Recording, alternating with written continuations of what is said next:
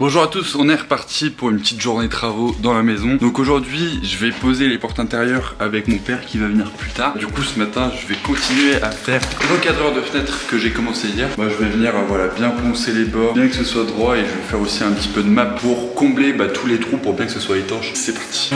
So brightly up in the summer sky, I shouted at the mountains. Watch me shine and... Je suis en train de chercher le map, j'ai pas trouvé pour faire les contours, etc. Je sais pas du tout où je l'ai foutu, j'espère que je l'ai pas emmené à la déchetterie. J'ai fait toute la maison 3 fois, introuvable.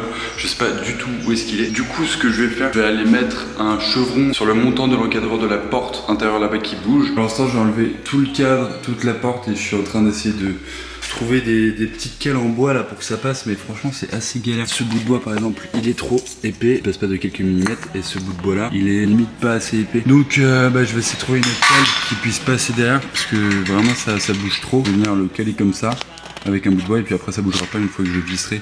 Il faut que je trouve une bonne cale quoi. Du coup j'ai trouvé une solution pour les montants. Je vais les caler comme ça, et puis là j'ai testé en remettant l'encadreur, ça bouge quasiment plus. Et sauf que là j'ai vu quand même qu'il faut qu'on pose d'abord la plaque, parce que sinon on va pas avoir de marge entre les deux pour la fixer. Donc on va d'abord venir poser une plaque de placo, et ensuite on viendra caler les montants comme ça en mettant des vis dans le montant du placo, et comme ça après normalement ça tiendra impeccablement bien. Donc on va couper une plaque, on la pose, et ensuite on recale tout ça avec le montant. On a installé cette dernière plaque qui vient ici. On a vu qu'on n'avait pas la place de caler le centimètre du placo. L'encadreur passe tout juste dans la porte, il faut vraiment rien de plus. Le montant bouge toujours du coup vu qu'il est pas calé. On a réussi à mettre des vis comme ça en diagonale dans la partie gauche, là juste à l'intérieur ici, mais sauf que à droite on n'arrive pas parce qu'il n'y a pas assez de marge, il n'y a pas assez de jeu. On a essayé, ça vient tout simplement sortir du placo. Ce que je vais faire cet après-midi, c'est que je vais aller chercher des plus grandes vis parce que j'en ai pas, et je vais tout simplement percer le montant, le placo, et revenir percer le deuxième montant qui est derrière, qui lui ne bouge absolument pas. Et vu que l'encadreur de la porte passe parfaitement, c'est à dire qu'il y a vraiment il faut pas plus quoi, ça va maintenir les deux montants, et ça va vraiment le venir bloquer comme ça contre le mur, et du coup ça bougera plus du tout. J'ai commencé à fixer, j'ai pas fixé, mais j'ai déjà commencé à caler avec des morceaux de bois ici le montant avec l'encadreur de porte, et franchement là ça bouge pas du tout. Donc là ce qu'on va faire, c'est qu'on va dans un premier temps venir fixer ici en pré-perçant le bois, ensuite venir mettre une vis qui va venir prendre la cale et se mettre dans le placo. Ici on a fixé ça impeccablement bien. Bon là il n'y avait aucun doute, mais ça bouge pas d'un poil. On vient d'installer la porte de la salle de bain, elle bouge pas, on l'a calée de partout, elle est bien droite. C'est nickel, franchement c'est ultra propre, ça fait trop plaisir d'avoir une porte dans la salle de bain. Maintenant le seul truc qu'il faut qu'on fasse, c'est de caler le petit montant, parce que j'ai pas des vis assez longues. Je suis allé acheter des vis de 5 cm, mais malheureusement c'est pas assez. Ça, je terminerai tout ça demain tranquillou. Je trouve ça claque quoi, ça fait plaisir d'avoir une petite porte pour la salle de bain. Bon évidemment ça c'est pas la poignée, mais c'est juste pour pouvoir ouvrir. Mais voilà ce que ça donne vu de l'extérieur, c'est hyper stylé. Bon au final on allait faire des petits achats, on a pris des mèches pour percer le métal et des plus grandes vis pour que ça passe de 7 cm. On a essayé avec une vis de 5, ça n'a pas passé. Du coup là on va espérer de pouvoir traverser jusqu'au deuxième et que ça prenne bien dans le deuxième montant. On vient mettre une mèche de 3 mm qui vient percer le premier rail. Voilà, là on vient de percer le dernier rail, ça passe vraiment tout pile. Et du coup après on vient mettre des vis de 7 du coup tout doucement qui viennent traverser les 3 matières. Du coup il faut y aller tout gentiment, parce que moi je suis allé comme une brute et ça a pas du tout marché. Du coup c'est papa qui le fait parce qu'il est plus méticuleux que moi. Et voilà. Et alors là je peux vous dire que ça bronche pas, mais d'un millimètre. Comparé à hier où ça bougeait de partout, là ça bouge, mais pas d'un iota. Franchement c'est nickel.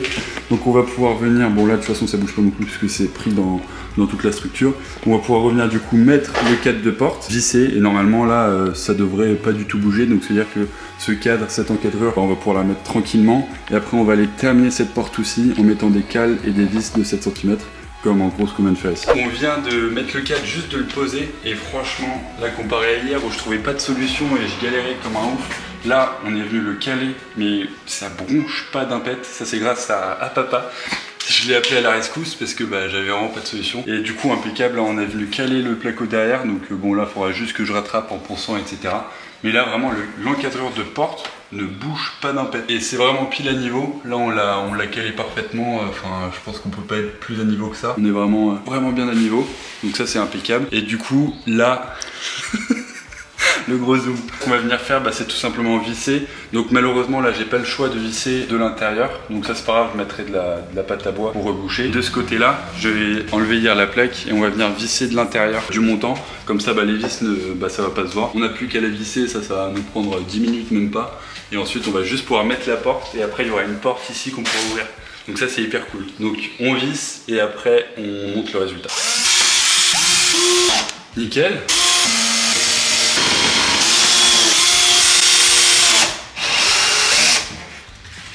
Bon voilà. Là vraiment mais ça ne bouge pas quoi.